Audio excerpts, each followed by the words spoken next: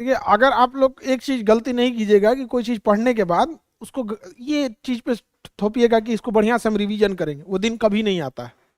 जिस दिन दिमाग में आ जाता है ना कि वो दिन हम बढ़िया से पढ़ेंगे, वो एक टाइम आएगा हम अभी हम कंपाइल कर लेते हैं, नोट्स बना लेते हैं, वो दिन कभी नहीं आता है।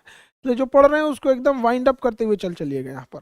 और न्यूज़पेपर वगैरह का एडिटोरियल वगैरह वो सब रेगुलर की चीज़ें। यहाँ पे करंट अफेयर की एक खराबी है ना, जैसे गड्ढा भरते हैं ना, गड्ढा तो 10-20 ट्रैक्टर उसमें मिट्टी डाल देते हैं ना, तब वो बराबर आता है, उसके बाद उसके ऊपर दिखता है। तो करंट अफेयर भी ऐसा है, 1 महीना पढ़िएगा तब तो आप बराबर होइएगा, तब समझ में आएगा। वरना कोई सोचेगा कि पहले दिन हम करंट अफेयर पढ़े, एक हफ्ता आप बोरिंग लगने लगेगा आपको। 1 महीने जब आप उसमें जुड़ जाइएगा तब समझ में आएगा ओह क्या चीज हो रहा है। वरना कोई ऐसे सोचेगा पैरासूट लैंडिंग करे सीधे, अच्छा इसका मतलब है कि मालदीव में सरकार गिरने वाली है।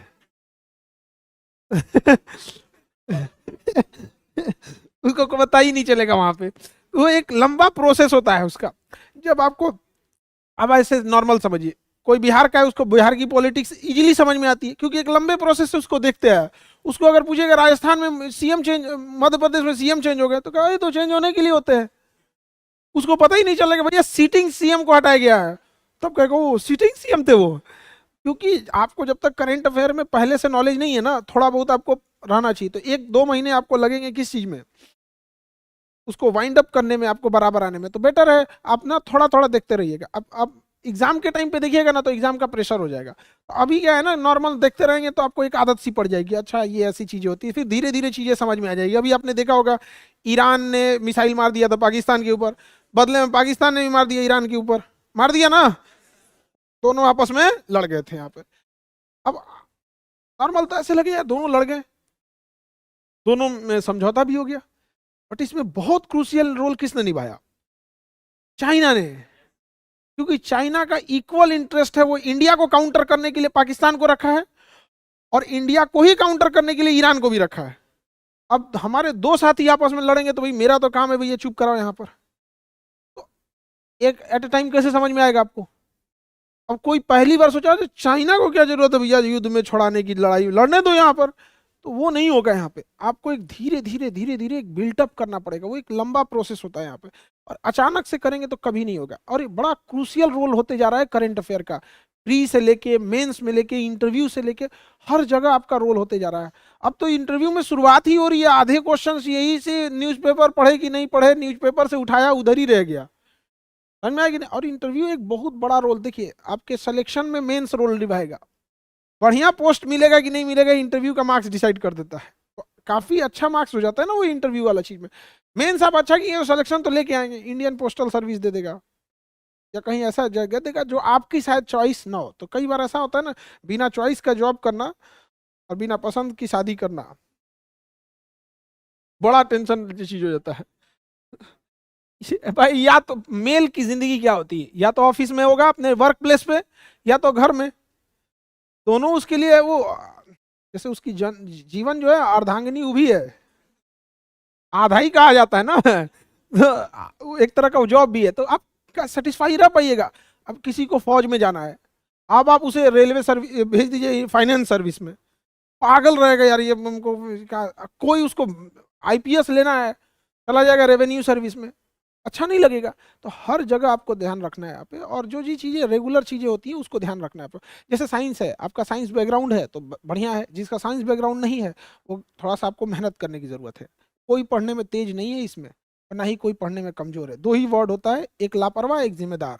जो पढ़ने में कहते हैं ना कमज़ोर है, हाँ, तो वो कमज़ोर शब्द बोलने से ना एक सिंपैथी की फीलिंग आती है, ओहो कमज़ोर है, दीन है, आहा ये बेचारे पे दया करो। ये कल्चर ही खराब है यहाँ पे। हमको तो मेरा बस चले तो इस शब्दे पे रोक लगा दे एजुकेशन सिस्टम में। कमजोर नहीं है तो लापरवाह है, समझ में आएगी नहीं। कोई पढ़ने में तेज नहीं होता है।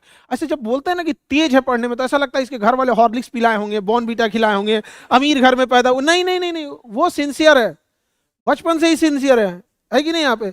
अब एक हमारे साथ एक लड़का पढ़ता था, वो हमसे कह रहा है कि भाई तुम लोग 6 घंटे बैठ के पढ़ देते हो ना, तो भी तुम्हारा यही पोजीशन है। हम जिस दिन 6 घंटे पढ़ देंगे ना उस दिन गर्दा उड़ा देंगे। हम कहेंगे सुन सुन सुन, 6 घंटा जिस दिन बैठेगा ना उस दिन कमर दर्द की गोली खाएगा। अचानक से कोई सोच ले कि पहला पढ़वे नहीं किए हैं और सोचेंगे नहीं आज हम 6 घंटा बैठ के पढ़ेंगे, कमर दर्द का गोली खाना पड़े। वो आदत होती है धीरे धीरे चीजों को। तो आप में से कोई तेज नहीं है, कोई सिंसियर नहीं है, ना ही कोई लापरवाह ये कमजोर है। या तो आप सिंसियर होंगे या तो लापरवाह होंगे। और अमूमन आप जिस सब्जेक्ट को सबसे कम टाइम देते हैं वही सब्जेक्ट आपका खराब होता है। दुनिया का कोई भी चीज देखिएगा, समय दीजिएगा तो आपका हो जाएगा। समझ में आ गया कि नहीं आ गया? कई बार सड़क पे देखते हैं ना, कंफ्यूज हो जाते हैं, अरे भैया ये सब कहाँ लेके घूम रहा है सब, क्यों? समय दिया है। होता है कि नहीं होता है? हाँ। तो वैसे ही समय दीजिए, आपका ये जॉब भी हो जाएगा। समय नहीं दीजिएगा कभी नहीं होगा। लाख पढ़ने में तेज है, कभी नहीं हो सकता है। सिंपल सी चीज है, आपको क्या चाहिए? समय। और जिस सब्जेक्ट में कम पढ़े हैं, जिस सब्जेक्ट में इंटरेस्ट नहीं है, उस पढ़ते पढ़ते इंटरेस्ट आ जाता है। देखिए कॉन्फिडेंस जो होता है ना, हमेशा नॉलेज से आता है। हमेशा नॉलेज से ही कॉन्फिडेंस आएगा, और कोई रास्ता नहीं है कॉन्फिडेंस आने का। हम आपसे कहेंगे कि आप बताइए, आप चेन्नई के बारे में कुछ बताइए, आपका कॉन्फिडेंस नहीं आएगा। बट अगर आपको कहते कि नहीं आप अपने गांव के बारे में बताइए, बड़ा कॉन्फिडेंटली जवाब दीजिएगा। हाँ पूछिए, कौन गली मोहल्ला कहाँ से है? क्यों? नॉलेज है ना, नॉलेज। तो नॉलेज बहुत बड़ा क्रूशियल रोल निभाता है आपके कॉन्फिडेंस में। वहां पे वही कॉन्फिडेंस फिर आपकी पर्सनालिटी हो जाती है। यहाँ पे कॉन्फिडेंस अगर रहेगा तो बिल्कुल ये चीज होगा। तो नॉलेज लेते ही है। और कोई भी चीज कब आप भागते हैं, कॉन्फिडेंस और इंटरेस्ट दोनों नॉलेज पे डिपेंड करता है। अगर आपके पास नॉलेज नहीं है ना, तो सबसे पहले आपका उससे इंटरेस्ट खत्म हो जाएगा, और फिर उसको कॉन्फिडेंस खत्म हो। जैसे हम आपको भाषण दे चाइनीज भाषा में, खूब बेहतर भाषा भाषण दे और सारा लेक्चर किस में दे? चाइनीज। समझ में नहीं आ रहा है, यहाँ पे नॉलेज नहीं आएगी, इंटरेस्ट खत्म होगा, कॉन्फिडेंस खत्म हो जाएगा। समझ में आएगी नहीं? नेपाली भाषा में आपको समझ में आएगा नहीं। तो ये चीज है, तो समझने की एक बार कोशिश कीजिएगा। अमूमन स्टूडेंट में क्या होता है, कोई चीज नहीं समझ में आ रही है तो उससे भागने लगते हैं, और ये सबसे बड़ा खराब ये सबसे बड़ी डीमेरिट है। ये सब चीजों से आप लोग बचिएगा। समझ में आ रहा है कि नहीं आ रहा? बाकी और कोई डाउट तो आप बताइए, आप लोग को कोई पर्सनल, वरना हम लोग तो इसे समझाते ही रहते हैं। रिवीजन में हमेशा याद रखिएगा, रिवीजन और पढ़ाई दोनों में अंतर होता है। आप रिवीजन जब कर रहे होते हैं तो याद रखिएगा कि आप 20% से ज्यादा चीजों का अगर रिवीजन कर रहे हैं तो आप टाइम पास कर रहे हैं। जैसे सपोज कीजिए कि आपने कोई एक पेज पढ़ा, एक पेज पढ़े, तो रिवीजन में उस पूरे एक पेज का आपके पास निचोड़ रहना चाहिए। 20% एरिया, उसमें हर एक चीज इंक्लूड रहना चाहिए। जैसे आप कोई भी चीज पढ़े, 50% तो आपको ऐसा बाई हार्ट मेमोरी में याद हो जाएगा। जैसे वॉल्केनो पढ़ रहे हैं, साइंस एंड टेक ही पढ़ रहे हैं, चंद्रयान पढ़ रहे हैं, जैसे आदित्य एल1 पढ़ रहे हैं, तो कुछ चीजें तो याद ही हो जाएंगी। तो क्या उसको रिवीजन करना समय की बर्बादी है कि नहीं? कुछ चीजें हैं जो कभी कभी दिमाग टंग स्लिप होती है, दिमाग में रहता है, टंग स्लिप होती है, यार यार ये दिमाग में, ये एल1 का मतलब लैंग्वेजियन पॉइंट ये क्या होता है, कुछ चीजें ऐसे होती है। उसमें एक सिंगल टिक मारिए कि भैया ये हमको ना जुबान से ही नहीं निकलता है। और कुछ चीजें होती है दिमाग में घुसता ही नहीं है, या फिर याद रहेगा ना बार बार भूलेगा, बार बार भूलेगा। जैसे अगर हिस्ट्री में देखेंगे तो एंग्लो इंडियन वार, कभी एंग्लो मैसूर होगा, कम एंग्लो कर्नाटक होगा, कम एंग्लो मराठा होगा, एंग्लो अवध हो जाएगा, पागल हो जाएगा आदमी सब। तो वो ज्यादा क्रूसियल, तो उस पर डबल टिक मारिए।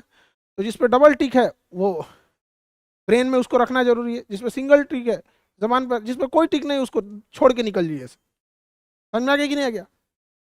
लेकिन रिवीजन कैसे करते हैं आप लोग? पूरा पढ़ेंगे, समय की बर्बादी है। क्यों पूरा पढ़ रहे हैं?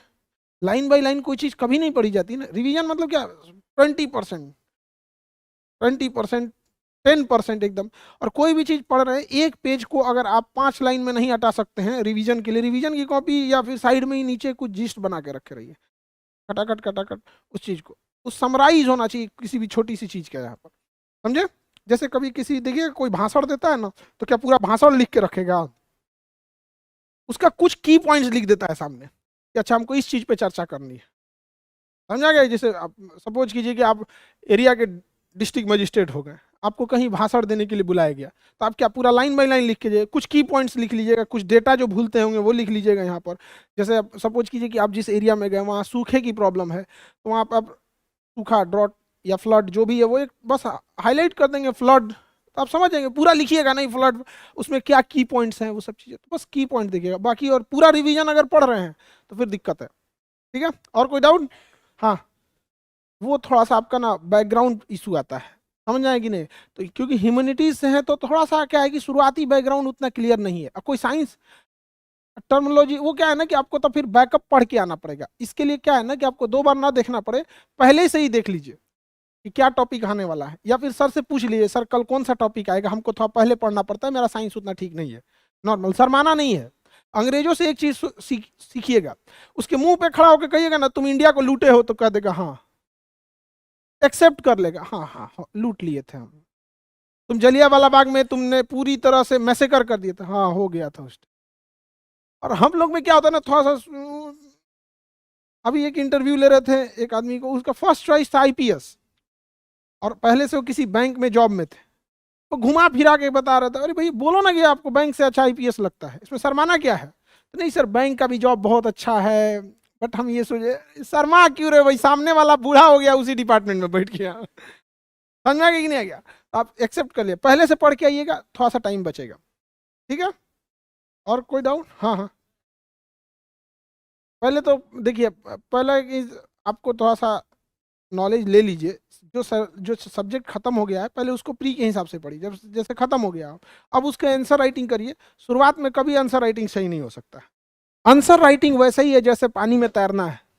आप बताइए हम कैसे तैरेंगे? हम आपको आंसर राइटिंग सिखा देते हैं। आप हमको बताइए, हमको तैरने नहीं आता, हम कैसे तैरेंगे? पहले पानी में कूदना पड़ेगा। अब हम प्लानिंग करेंगे यार कब से कूदें, आज कल कोई गड्ढा खोजे, या तो बहुत गड्ढा है यार। मोस्ट ऑफ द चांसेज में इंसान 1 साल बर्बाद कर देता है अपना कि हमको तैरना सीखना है प्लानिंग के चक्कर में।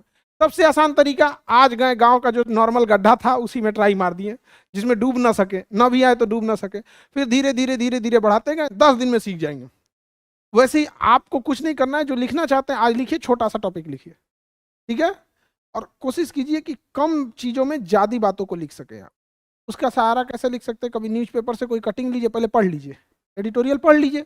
पढ़ने के बाद आप सोचिए कि दोबारा मत पढ़िए उसको, एक बार पढ़ लीजिए, जितना याद आ रहा है उसको लिखिए, फिर उससे मिलाइए कितना छूट गया। फिर अगले दिन हो सकता है पहली बार लिखे 70% छूट जाएगा, अगली बार 50-50 होगा। फिर एक ऐसा समय आएगा जब आपको बहुत अच्छा कमांड हो जाएगा।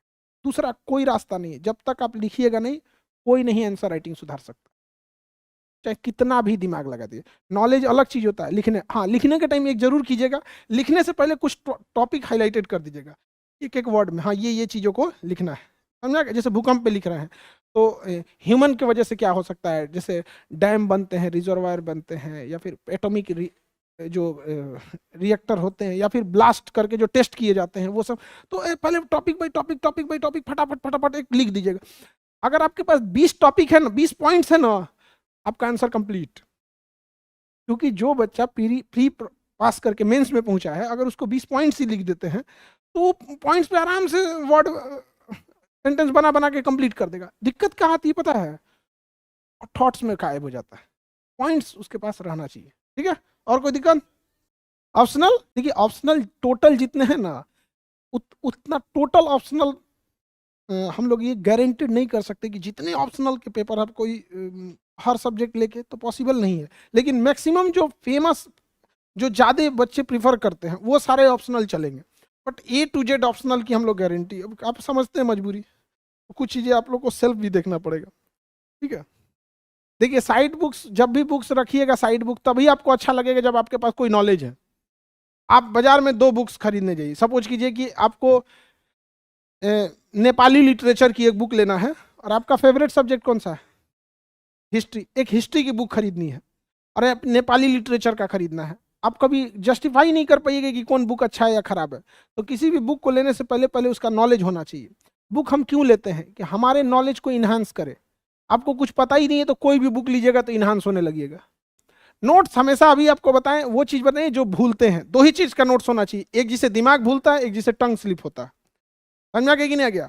उसी चीज के नोट्स होने चाहिए। पर्सनल नोट्स उसी चीज के होना चाहिए, क्योंकि जब आप रिवीजन करते हैं तो आप समझिए कि हमारा रिवीजन का एक सीधा सा फंडा है, एक पेज रिवीजन में 20 सेकंड से ज्यादा टाइम लग रहा है, आपने अपने रिवीजन पे वर्क ही नहीं किया है। आप कोरम पूरा करने बैठे, एक पेज 20 सेकंड, आपको पॉइंट्स ही तो भूलेंगे। किसी में डेटा ज्यादा लग रहा है तो 1 मिनट, बट आपको पॉइंट्स ही तो भूलते हैं। अब आपने सपोज कीजिए कि आपको पता है कि भूकंप का कारण जैसे एक रिजर्वायर भी बनता है, तो टीचर समझा दिए आपको रिजर्वायर, वहाँ पे रीजन्स बिहाइंड द अर्थक्वेक, उसमें मैन मेड रीजन में रिजर्वायर, वहाँ अगर अंडरलाइन है रिजर्वायर, तो आप वहाँ फिर पढ़िएगा क्या कि नहीं, रिजर्वायर बहुत बड़ा वो डैमेज करता है, रोटेशन पे इफेक्ट डालता है। 3 गॉर्जियस डैम इसका एग्जाम्पल है, चाइना में है, ब्रह्मपुत्र नदी। परेशान हो जाएंगे लोग यहाँ पे। समझ में आ रहा है कि नहीं आ रहा? पहले नॉलेज रखिए, उसके बाद ही आप बुक्स ले पाइएगा। हाँ हाँ बताइए।